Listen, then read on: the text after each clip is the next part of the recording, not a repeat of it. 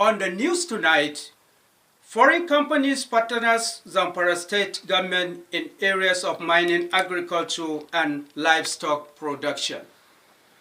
Zamfara State House of Assembly reaffirmed its status as sole legitimate legislative body in the state.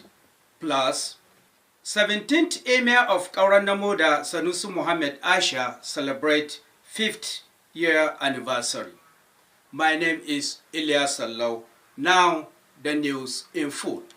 Many foreign companies have indicated their interest to investing in mining, agriculture, and livestock sectors of Zamfara State during the 2025 United Arab Emirates Annual Investment Meeting. The Commissioner of Commerce, Industry and Tourism, Abdurrahman Mohammed Tumbido, stated this while briefing newsmen on the outcome of the three-day meeting on behalf of Governor Dauda Lawal. Correspondent Mutala Balagosau has the report. Governor Dauda Lawal recently led a delegation of some Zamfara State government officials, including the Commissioner of Commerce, Industry and Tourism, to the annual United Arab Emirates Investment Meeting Congress at Abu Dhabi, where they met with some reputable companies that indicated interest to investing in mining, agriculture and livestock sectors of the state. The meeting, which was held from 7 to 9 April 2025, provided an ample opportunity for the delegation to attend multiple high-level networking events with government officials, investors and business leaders. Where are you based? I'm from Estonia, Nordic country myself, but we are based in Dubai, in the DMCC. Okay. We already have... The Commissioner of Commerce, Industry and Tourism, Abdurrahman Muhammad Tumbido, who briefed newsmen on the outcome of the meeting, said the engagement facilitated important contacts and initiated preliminary investment conversation with credible investors and international agencies. What is stopping us is this issue of airport, because we want people to come in large number. We are inviting people to come from across the globe. So that is why we need to have this infrastructure in place so that the targeted people will come.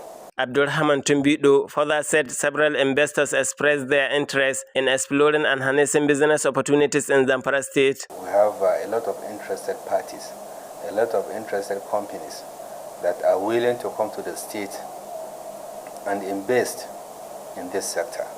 So we are reaching out so that we'll have a number of investors in which we can sit down and then negotiate and renegotiate in order to get the best.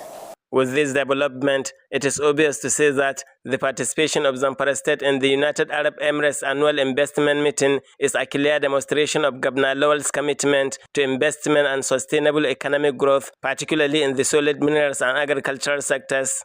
In Gusau, Murtala Bala, NTA News. The Zamfara State House of Assembly has successfully passed 43 bills since inception, reaffirming its status as the sole legitimate legislative body in the state. Speaker Bilaminu Ismail Moriki made this statement during a press briefing on the achievement and challenges faced by the 7th Assembly since its inauguration. Correspondent Bello Sani completes the report. Since its inauguration in June 2023, the 7th Zamfara State Assembly has recorded a tenure marked by significant legislative accomplishment and notable political challenges. While briefing newsmen on the major achievements and challenges of the Assembly, Speaker Bilaminu Ismail Moriki noted that within the period under review, the Assembly passed 43 people-oriented bills. Notably among them are the Zamfara State Community Protection Guard Law, the Zamfara State Security Trust Fund Law, the Zamfara State Consolidated Revenue Law, and the Zamfara State Procurement Law, among others. Moriki also pointed out that the House passed several resolutions sponsored by individual members, drawing the attention of the state government to embark on critical projects and implement programs aimed at improving the welfare of the citizens. He furthermore reiterated the Assembly's stance as the sole constitutional recognized legislative authority in Zamfara State, stressing that attempts to distract the House from its constitutional responsibilities will not succeed. He also commended Governor Dauda Lawal for his achievements across various sectors, emphasizing that the continuous collaboration between the executive and legislative arms of government is essential to sustaining the state's development. In Gusau, Bello Sani, NTA News. Respecting the rights of one another has been described as the panacea to the multidimensional challenges bedeviling the country. This was the central message of First Royal Seminar organized by Kauran Namoda Emirate Council in commemoration of the 5th anniversary of the 17th Emir of Kauran Namoda, Alhaji Sanusi Mohammed Asha. Our correspondent, Murtala Balagosau, has the report. In commemoration of the 5th anniversary of the 17th Emir of Kauran Namoda, Alhaji Sanusi Muhammad Asha, the Emirate Council has organized a first royal seminar with the theme Traditional Rulers and Community Development. The event witnessed the presentation of lectures by educationists on the role of traditional rulers in healthcare delivery, educational development, the security architecture, as well as the rights of the leaders to their followers, and vice versa, among others. Followers must obey the leaders. Whether the leaders are good or not, provided they have been given the leadership, then they must obey them. And the only condition that will make people to refrain from obeying their leaders is when they make a renegade from the religion of Islam and convert to another religion. So in that case, they have the right. The role of traditional rulers in managing security situation is a very important role because they are fathers to the community. They are community leaders who know in and out of every community. They have representation all over their domains. So whatever happens, if you want to know, liaise with them, cooperate with them, you will certainly get the information you are in need of. The monarch, who was overwhelmed by the turnout of prominent personalities at the occasion, said the seminar was aimed at educating and enlightening the populace on the role of traditional rulers in community development. I'm glad to stand before you to thank the Almighty Allah and to thank you for the cooperation given to me, for you to come for all the 19 Emirates to appear before us, to sit and listen to a wonderful lecture.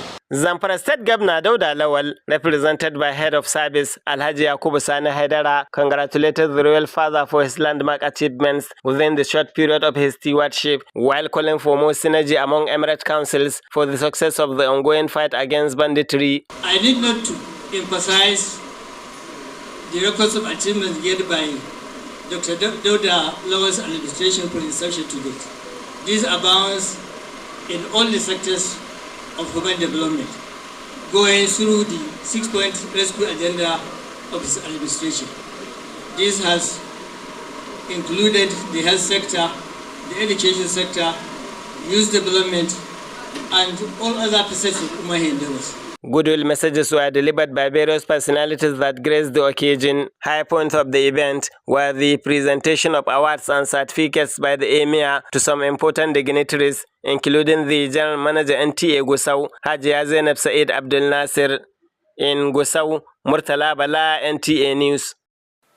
A renowned Islamic scholar in the state, Sheikh Ahmad Umar Kanuma, has advised intending pilgrims to acquire at least the basic knowledge of performing Hajj.